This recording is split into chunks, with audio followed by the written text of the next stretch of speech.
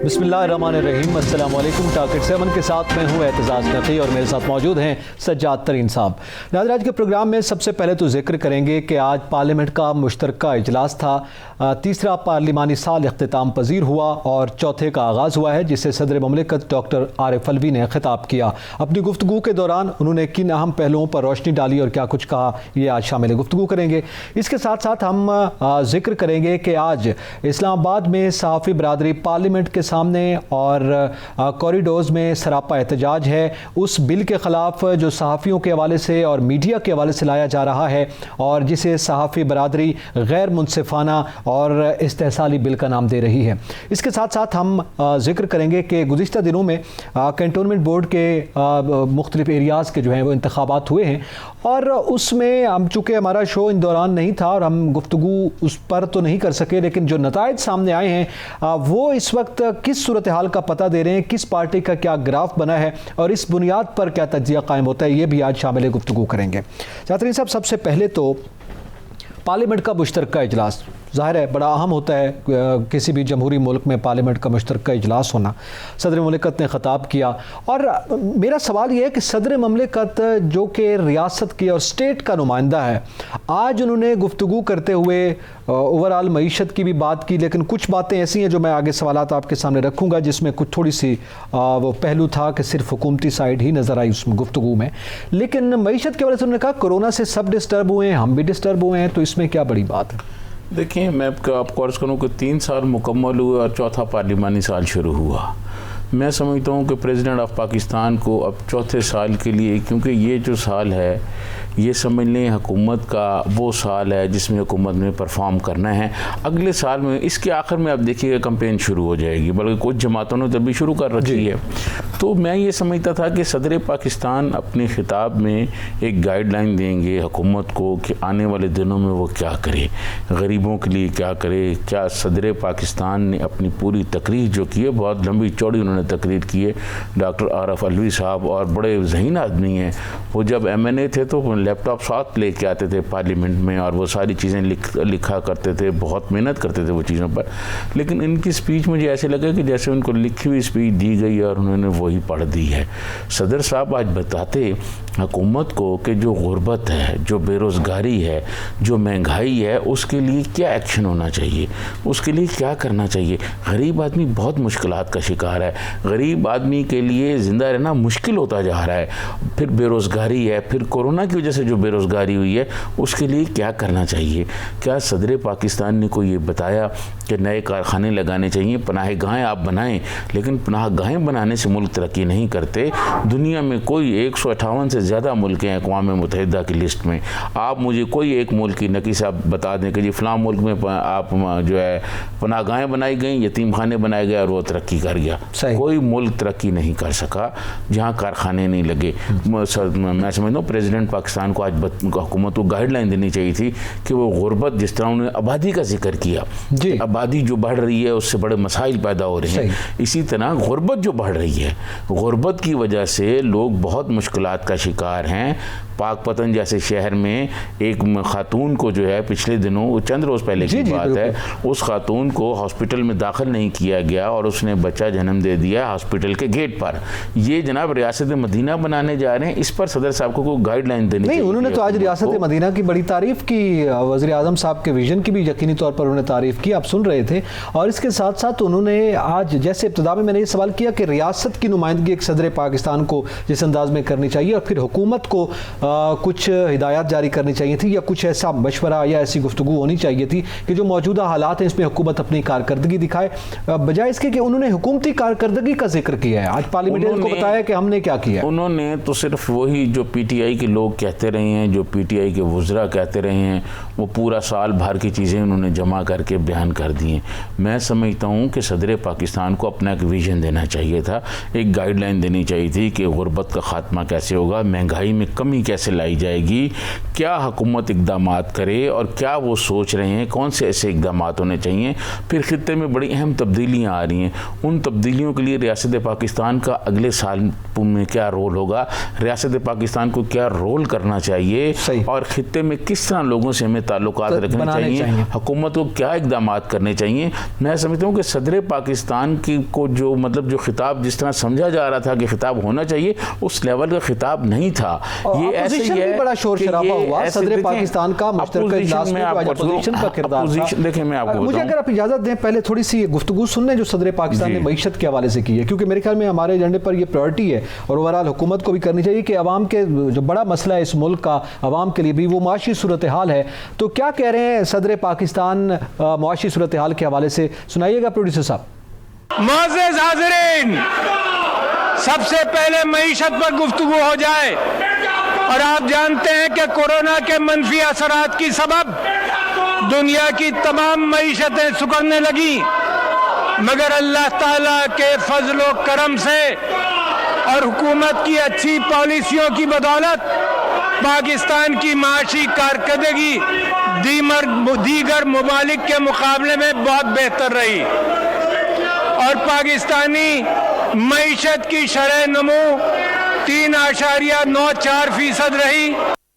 جی آپ نے گفتگو سنی, سجاد ترین صاحب آپ نے سنی. صدر پاکستان کہہ رہے ہیں کہ ہماری معاشی صورتحال تو بہت اچھی ہے, دنیا کے مختلف ممالک میں کورونا کی وجہ سے معیشتیں سکڑی ہیں اور ہم بہتری کی جانب گامزن ہیں. وزیر اعظم جو بات کرتے ہیں وہی آج ریپیٹ. دیکھیں میں آپ کو عرض کروں کہ کسی بھی غریب آدمی کو نا, جناب صدر کی خدمت میں عرض کرنا چاہتا ہوں کہ کسی بھی غریب آدمی کو اس سے کوئی غرض نہیں کہ ہماری معیشت کے فگرز کیا ہیں, ہماری معیشت کے اشارے کیا ہیں, یا انٹرنیشنل جو مانیٹرنگ کے ادارے ہیں وہ ہمارے بارے میں کیا رائے رکھتے ہیں یا ہمیں کتنا اچھا کہہ رہے ہیں.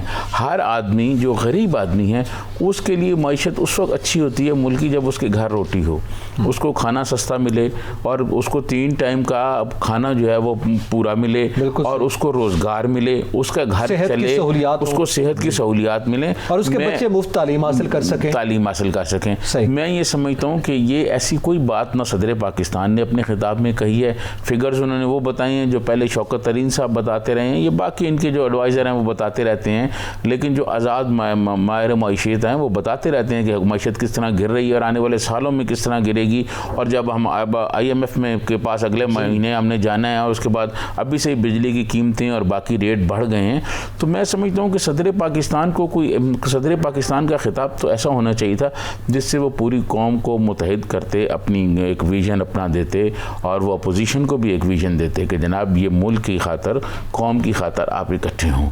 انہوں نے وہی اعداد و شمار جو حکومتی وزراء گائے بگائے دیتے رہتے ہیں, جو چیزیں کہتے رہتے ہیں, انہوں نے اسی طرح سے انداز میں بات کی. وہ ریاست پاکستان کے سربراہ ہیں, وہ ساری پارٹیوں کے صدر ہیں, وہ پورے پاکستان کے صدر ہیں, اور جس قسم کے ان سے توقع کی جا رہی تھی. اور پھر آپ کو پتہ ہے یہ چوتھا پارلیمانی سال ہے, اس چوتھے پارلیمانی سال میں اس کے بعد تو اس کے آخر اس سال کے لاسٹ میں آپ دیکھیے گا انتخابی کمپین شروع ہو جائے گی, لوگ باہر نکل آئیں گے سڑکوں پر اور کمپین شروع کر دیں گے.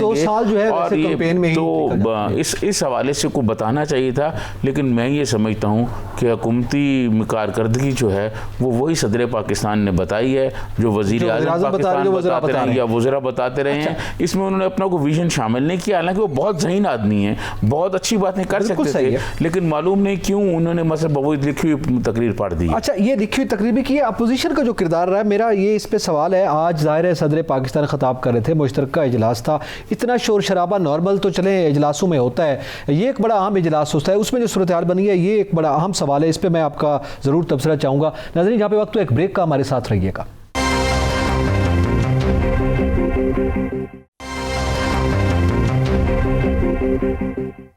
Welcome back. ناظرین ذکر کر لیں پارلیمنٹ کے مشترکہ اجلاس کا, جس میں صدر مملکت ڈاکٹر عارف علوی نے خطاب کیا ہے, اور مختلف پہلوؤں پر گفتگو کرتے ہوئے ابتدا میں کیونکہ انہوں نے معیشت کی بات کی, ہم نے بھی اس کو ڈسکس کیا ہے بریک سے پہلے.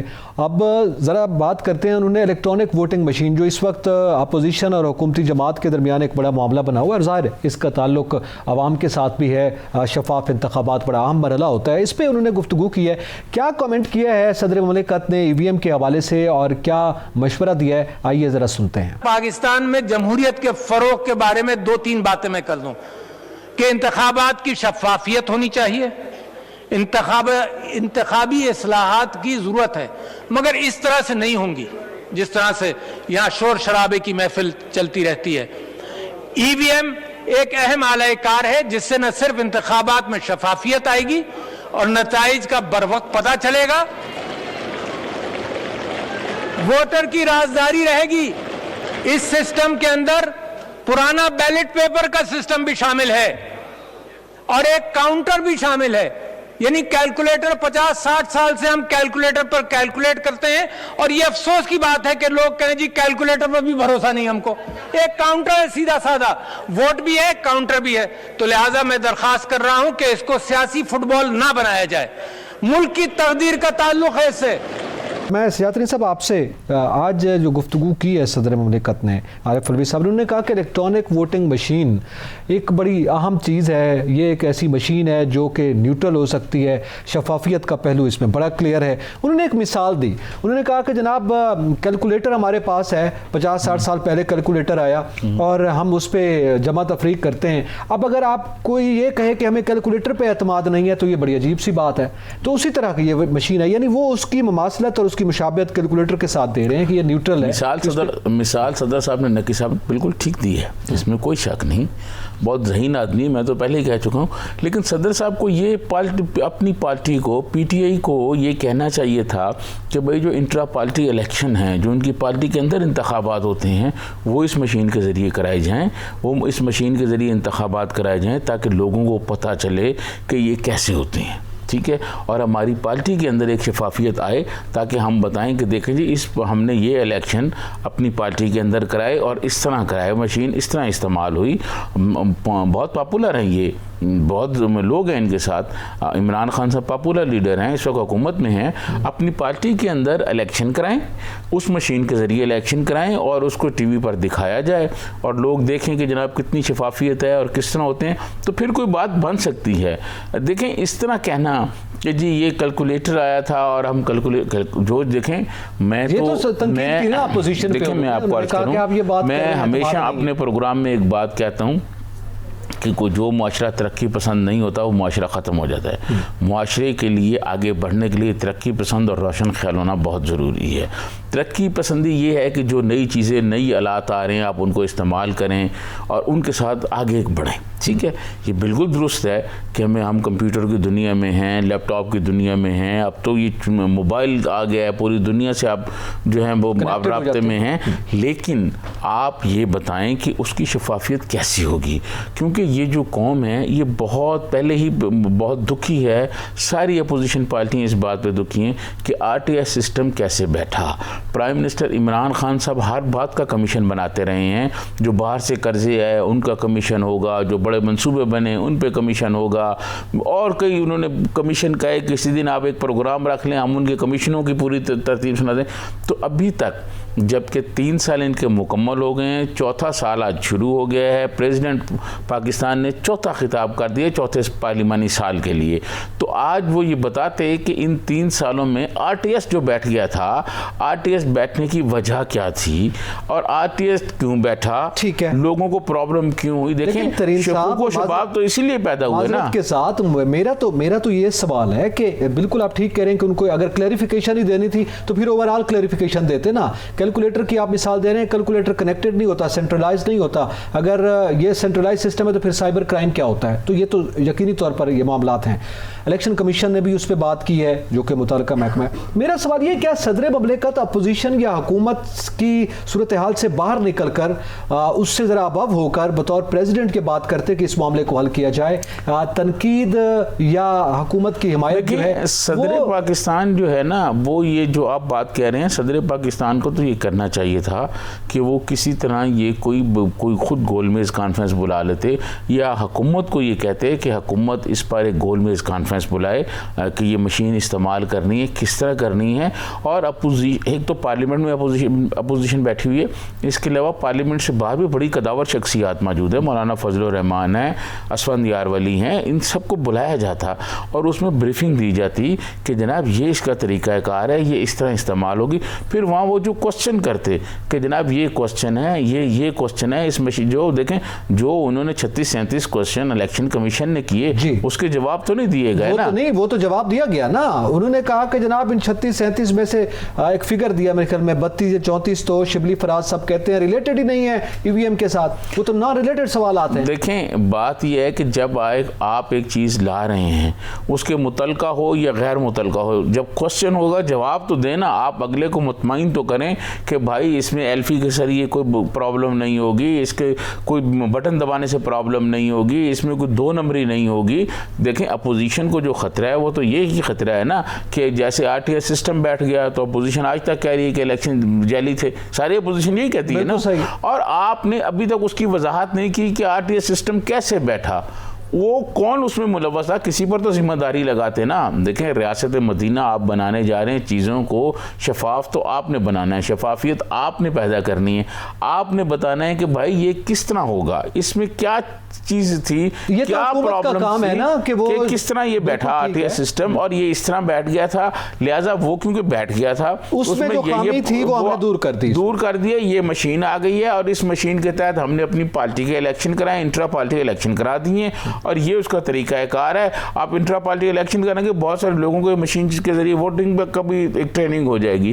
آپ کچھ کریں تو صحیح. آپ یہ چاہتے ہیں کہ جناب صرف اور صرف جو ہے وہ اپوزیشن آپ کی بات مان لے اور پھر ساری اپوزیشن باہر میں بیٹھی ہو اور آپ 2 تہائی اکثریت لیں اور پھر جو مرضی کرتے ہیں. یہ تو یقینی طور پر حکومت کو کرنا چاہیے تھا, اور صدر مملکت کو صرف ان ایشوز سے ذرا ڈیٹیل میں بات اگر وہ کرنا بھی چاہ رہے تھے تو کچھ اور انداز میں ہم ایکسپیکٹ کر رہے تھے. لیکن میرا سوال یہ ہے کہ یہ اپوزیشن کو کیا ہوا, پارلیمنٹ کا مشترکہ اجلاس ہے, صدر مملکت جو ریاست کا نمائندہ ہے وہ اپوزیشن کے لیے بھی پریزیڈنٹ ہیں, وہ حکومت کے لیے حکومتی جماعت کے لیے بھی پریزیڈنٹ ہیں, وہ عوام کے پریزیڈنٹ ہیں, ریاست کے بڑے نمائندگی کر رہے ہیں, تو ان کا آج خطاب تھا اور اس میں اپوزیشن نے شور شرابہ شروع کر دیا. وہ بیٹھ کر سنتے تو صحیح, میرے خیال میں اتنا حوصلہ تو ہونا چاہیے تھا. میں یہ سمجھتا ہوں کہ حکومت اور اپوزیشن کے درمیان جب تلخی ہو, ماضی میں بھی ایسے ہوا کہ جب پریزیڈنٹ زرداری صاحب آتے تھے, غلام اسحاق خان آتے تھے, تو سب سے پہلے یہ گو بابا گو کا نعرہ محترمہ بینظیر بھٹو شہید نے لگایا تھا اس کے خلاف, اسحاق خان کے خلاف اسمبلی میں. یہ جو آج بھی نعرے لگتے رہے. تو میں یہ عرض کروں کہ اپوزیشن اور حکومت کے درمیان جب تلخی پیدا ہو جاتی ہے, جب صورتحال زیادہ تلخ ہو جائے تو پھر اسی طرح ہی ہوتا ہے. پھر اپوزیشن جو ہے وہ پریزیڈنٹ کا خطاب نہیں سنتی, وہ شور کرتی ہے, ہنگامہ کرتی ہے, احتجاج کرتی ہے. اپوزیشن کو حق حاصل ہے کہ وہ اپنا احتجاج ریکارڈ کرائے, حکومتی پالیسیوں کے خلاف وہ کراتے رہتے ہیں. یہ کوئی نہیں, یہ ہوتا رہتا ہے, چلتا رہتا ہے ایسے. اور پریزیڈنٹ کو بھی پتہ ہوتا ہے کہ اپوزیشن نے شور کرنا ہے, ہنگامہ کرنا ہے, اور پریزیڈنٹ نے اس ہنگامے کے دوران ہی اپنی تقریر مکمل کرنی ہے. لیکن پریزیڈنٹ صاحب نے جو تقریر کی, میں سمجھتا ہوں اس میں ایک بڑی گائیڈ لائن کی کمی رہی ہے.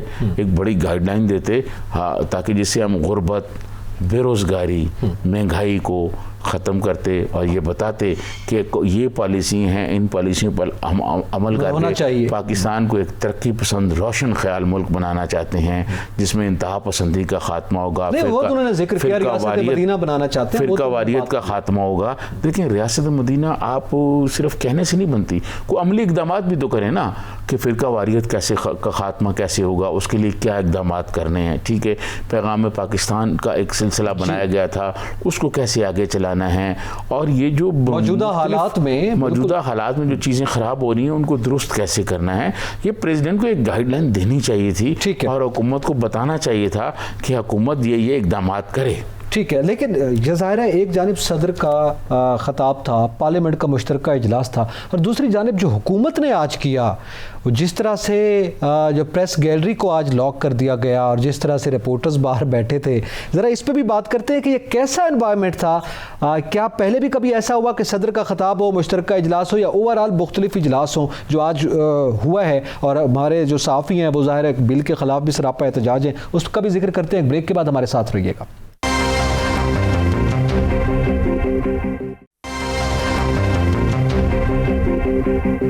ویلکم بیک ناظرین. ذکر کریں گے پاکستان میڈیا ڈیولپمنٹ اتھارٹی بل جو کہ حکومت لا رہی ہے صحافیوں کے حوالے سے, میڈیا کے حوالے سے, اور حکومت کا یہ کہنا ہے کہ یہ صحافیوں کو حقوق دلوائے گا, میڈیا کے لوگوں کو بڑا فائدہ ہوگا, جبکہ اس بل کے حوالے سے جو صحافی برادری ہے اور جو میڈیا ریلیٹڈ لوگ ہیں وہ اس کو استحصال قرار دے رہے ہیں اور اس کو کنٹرول کرنے کا ایک حکومتی طریقہ قرار دے رہے ہیں. اس پر احتجاج جاری ہے. زیادہ صاحب, بریک سے پہلے یہی سوال میں نے آپ کے لیے چھوڑا تھا کہ آج آج ایک جانب یہ مشترکہ اجلاس تھا اور دوسری جانب پہلے ہی صحافی اس بل پر احتجاج کر رہے ہیں، لیکن اس سے بھی پہلے میں آپ سے یہ پوچھنا چاہوں گا کہ آج یہ حکومت نے جس انداز میں پارلیمنٹری رپورٹر پریس گیلری کو تالا لگا دیا ہے، کیا اس کی مثال پہلے بھی ملتی ہے؟ یہ آپ سمجھ لیں ابھی بل منظور نہیں ہوا تو حکومت نے یہ کہا کہ جو ہم کہتے ہیں وہ سچ ہے. حکومت جو ہم کہتے ہیں وہ سچ ہے، یعنی جو حکومت کہتی ہے بس وہی دکھانا پڑے گا اور وہی سچ ہے. جو پی ٹی وی دکھائے گا ہمیں بھی وہی دکھانا پڑے گا. سرکاری ٹی وی جو دکھائے گا وہی سچ ہے. میں آپ کو نقی صاحب عرض کروں کہ ضیاء الحق کے زمانے میں، ضیاء الحق کے جبر کے زمانے میں جرنلزم میں آ گیا تھا اور میں نے دیکھا لوگوں کو سٹرگل کرتے ہوئے. ناصر زیادی صاحب بزرگ ہیں ہمارے، بڑے جوان تھے اس وقت جب ان کو اقبال جعفری صاحب کو کوڑے لگے. آج میں بوڑھا ہو گیا ہوں، ٹھیک ہے. جب میں جرنلزم میں آیا تھا میں جوان تھا، 30-35 سال میں نے اس دشت میں گزار دیے ہیں. لیکن میں آپ آج یہ ساری چیزیں دیکھ کے، اور جب میں یہ دیکھ رہا تھا کہ پارلیمنٹ کی گہلی کو تالا لگ گیا ہے اور یہ کیسی جمہوریت ہے، دنیا میں ہم کیا پیغام دے رہے ہیں، اور صحافی بیچارے باہر بیٹھے ہوئے ہمارے دوست بھائی ہیں. مجھے ضیاء الحق کے زمانے سے جو جبر شروع ہوا ہے نا جی، وہ جبر آج بھی نظر آ رہا ہے. جبر کی شکلیں بدلتی جا رہی ہیں، اس کی شکلیں مختلف ہوتی جا رہی ہیں، لیکن جبر اسی طرح ہے. ہر یہ کہتا ہے حکمران کہ جو میں کہتا ہوں وہی سچ ہے، جو میں کہتا ہوں وہی سچ ہے، دوسرا کوئی سچ نہیں ہے. سجاد ترین صاحب، پہلے بھی حکمران، آپ نے ضیاء الحق کے زمانے کی مثال دی، وہ تو ڈکٹیٹر ہے نا، یہ تو سویلین جمہوری حکومت ہے، یعنی ہم نے کسی جمہوری حکومت میں یہ دیکھا. اور دوسرا، آج شری رحمان صاحب نے بھی یہ بات کی کہ پاکستان کی تاریخ میں کبھی پریس گیلری کو تالا نہیں لگا، چاہے آمریتیں بھی یہاں پر. میں آپ کو عرض کروں کہ 1985 میں غیر جماعتی انتخابات ہوئے تھے تو میں جرنلزم میں تھا اس وقت. تو ان انتخابات میں ضیاء الحق تھے اور ان انتخابات میں پریس گیلری میں لوگ آتے تھے، رپورٹنگ کرتے تھے، کبھی تالے نہیں لگے تھے. مطلب ایک ڈکٹیٹر بیٹھا ہوا تھا. اس کے بعد جنرل مشرف آ گئے. جنرل مشرف کے زمانے میں بہت کچھ ہوتا رہا. ایل ایف او پہ بہت شدید قسم کی مطلب تنقید ہوتی رہی. بہت جنرل مشرف مکے بھی دکھاتے اپنے خطاب میں اور بہت چیزیں ہوتی، لیکن کبھی ایسا نہیں ہوا کہ آپ صحافیوں کو کہیں گے جی ہم نے تالے لگا دیے اور آپ نے نہیں. پارلیمنٹ کا اجلاس کو کور نہیں کر سکتے. آج آپ مجھے بتائیں یہ کون سی جمہوریت ہے، کون سی جمہوریت ہے، اور ہم کس جمہوریت کی بات کر رہے ہیں کہ ہم جی آزاد میڈیا لے آئیں گے. آپ بتائیں، آپ دعویٰ کرتے ہیں کہ ہم ریاست مدینہ بنائیں گے. کیا ریاست مدینہ میں یہ تصور کیا جا سکتا ہے کہ آپ چیزوں کو اس طرح روکیں؟ کیا ریاست مدینہ بنانے والے اس طرح جبر کرتے ہیں؟ میں سمجھتا ہوں اس حکومت نے آج جو نیک نامی ان کی بننی تھی وہ ساری ختم کر دی ہے. میں یہ سمجھتا ہوں کہ اگر صحافی چلے بھی جاتے تو یہی دکھاتے نا جو اب بھی دکھا رہے ہیں. آپ یہی دکھاتے. اپوزیشن احتجاج کر رہی ہے، اپوزیشن جو ہے وہ شور کر رہی ہے، یا اس سے اوپر یہ ہوتا کہ اخبار نویس جو ہے، میں خود بے شمار واک آؤٹ میں شامل رہا ہوں، حصہ رہا ہوں ان کا، کہ گیرلی سے اٹھ کے اب باہر آ جاتے، کہتے جی ہم نے احتجاج کیا ہے بل کے خلاف. جیسے اپوزیشن باہر جاتی ہے اور اپوزیشن اس کی بات کرتی اندر کہ جی دیکھیں صحافی بائیکاٹ کر کے گئے ہیں اور صحافیوں کو اندر لایا جائے. اس پر کوئی بات چیت ہو جانی تھی اور کیا ہونا تھا. اور تو دیکھیں اب آپ کوئی چیز چھپا نہیں سکتے، لیکن جب یہ پوری دنیا میں بات جائے گی اور ہمارے دشمن ملک میں جب یہ بات جائے گی کہ پارلیمنٹ میں صحافیوں کو اجلاس کی کوریج کی اجازت نہیں ملی، یہ بہت ہی مذکر خیز اور بہت ہی تکلیف دہ. تالے لگا دیے گئے ہیں. میں سمجھتا ہوں کہ جو ہمارے انسانی حقوق کے منسٹر ہیں ان کو کم از کم دیکھنا چاہیے، اور انفارمیشن منسٹر کو تو کم از کم اس پہ دیکھنا چاہیے تھا. آپ کو یاد ہوگا کہ پیپلز پارٹی کی حکومت تھی. ایک واقعہ میں آپ کو سنا رہا ہوں. 16 مارچ پہ تو کچھ لوگوں نے جیو پہ اٹیک کر دیا تھا یا حملہ کر دیا تھا یا کچھ جیو کو آگے پیچھے کر دیا تھا. تو شہری رحمان جو انفارمیشن منسٹر تھے انہوں نے ریزائن کر دیا تھا پروٹیسٹ بطور احتجاج. انہوں نے کہا ایسی صورتحال میں نہیں حکومت کے ساتھ چل سکتی. انہوں نے ریزائن کر دیا تھا. آج فواد چودھری صاحب کیا جواب دیں گے کہ پارلیمنٹ کو کیوں تالا لگایا گیا؟ وہ تو شہباز شریف صاحب نے آج جو احتجاج میں شرکت کی، صحافیوں کے احتجاج میں، اور انہوں نے بات کی کہ اس قانون کو ختم کیا جائے یا اس کو نہ اپروو ہونے دیا جائے، اس پہ تنقید کر رہے ہیں. فواد چودھری صاحب کا ٹویٹ آ گیا شہباز شریف کے رد عمل میں. اس احتجاج کے بارے میں گفتگو تو درکنار، ٹویٹ تک نہیں سامنے آ رہا. یہ بڑا عجیب و غریب رویہ ہے. میں آپ کو عرض کروں اعتزاز نقی صاحب کہ میں پاکستان کی پولیٹیکل ہسٹری کا ایک طالب علم ہوں اور بہت ساری چیزیں میں نے اپنی آنکھوں کے سامنے دیکھی ہیں. جس جس حکومت نے اخبار نویسوں پہ وار شروع کیا، جس حکومت نے اخبار نویسوں کے ساتھ لڑائی شروع کی، جس حکومت نے میڈیا ورکرز پر جبر کیا، اس حکومت کا جو انجام ہے نا وہ کوئی اتنا اچھا نہیں ہوا ماضی میں. صحیح. یہ کہا جائے کہ وہ بہت اچھے طریقے سے پھر ان کو کوئی عوام میں ویلکم کیا گیا ہے یا عوام نے ان کو بہت کوئی مطلب محبت کا اظہار کیا، ایسا نہیں ہوا. تو مسائل بڑھ جائیں گے. اور میں یہ سمجھتا ہوں کہ آج جو واقعہ ہوا ہے، آپ دیکھیے گا ایک دن جب چارج شیٹ بنائی جائے گی اس جمہوری عمل کے بارے میں، اس جمہوریت کے بارے میں اور اس حکومت کے بارے میں، تو یہ واقعہ کا بھی اس کا حصہ ہوگا کہ جناب فلاں دن یہ ہوا تھا. یہ سیاستدان اگر مل بیٹھ کر بات چیت نہیں کر سکتے، اگر معاملات حل نہیں کر سکتے، تو پھر آپ دیکھیے گا کہ یہ چیزیں ان کے ہاتھ سے نکلتی جائیں گی اور ایک دن پھر ایسا بھی ہو سکتا ہے کہ یہ ساری کی ساری جمہوریت ختم ہو جائے. پھر سب کچھ ہی لپیٹ دیا جائے. اگر میڈیا کے لوگ جو کہ چیزوں کو سمجھتے ہیں، جو میچور لوگ ہیں، جو کہ ڈائیلاگ پہ یقین رکھتے ہیں، امن پہ یقین رکھتے ہیں، ان کے ساتھ اگر اس حکومت کا ڈائیلاگ نہیں ہو سکتا تو پھر عام آدمی کے حوالے سے ہم کیا توقع کر سکتے ہیں؟ میں سمجھتا ہوں کہ یہ کوئی آج جو انہوں نے اقدام کیا ہے یہ تو ایسے لگ رہا ہے جیسے کوئی بہت ڈکٹیٹر کی حکومت نہیں ہوتی کہ ڈکٹیٹر. ہم جب ضیاء الحق کے زمانے میں آئے نا جرنلزم میں، تو اخبار سنسر ہو جایا کرتے تھے کہ جی یہ خبر نہ لگائیں، یہ خبر نہ لگائیں. یہ تو آپ وہ پرانے اخبار اٹھا کے دیکھیں، میرے پاس پڑے ہوئے، میں آپ کو کبھی دکھاؤں گا، اس میں وہ آدھے اخبار خالی جایا کرتے تھے. لوگ سمجھ جایا کرتے تھے خبریں سنسر کر دیں. آج تو اسی قسم کی صورتحال ہوئی ہے. یہ جمہوریت کے حق میں نہیں ہے، ایسا نہیں ہونا چاہیے. اور حکومت کو اس کی وضاحت پیش کرنی چاہیے کہ ایسا کیوں ہوا. ایسا کیوں ہوا، حکومت کو وضاحت پیش کرنی چاہیے. اور حکومتی سطح پہ جو رویہ سامنے آیا ہے یہ خاصی حد تک تکلیف دہ ہے میرے خیال میں عوام کے لیے، خود حکومت کے لیے بھی بہتر نہیں ہوگا. تو اس لیے اس معاملے کو بھی حل کیا جائے. اعتزاز نقی اور سجاد ترین کو اجازت دیجیے. اللہ حافظ.